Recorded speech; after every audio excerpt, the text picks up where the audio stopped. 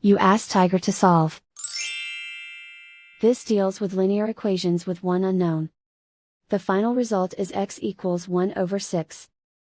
Let's solve it step by step. Simplify the expression. Expand the parentheses. Simplify the arithmetic. Multiply the coefficients.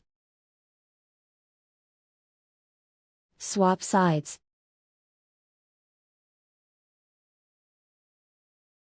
Group all constants on the right side of the equation. Subtract 30 from both sides. Group like terms. Simplify the arithmetic.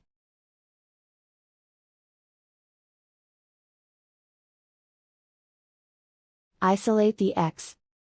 Divide both sides by -24. Cancel out the negatives. Simplify the fraction. Cancel out the negatives. Find the greatest common factor of the numerator and denominator. Factor out and cancel the greatest common factor. And so the final result is x equals 1/6.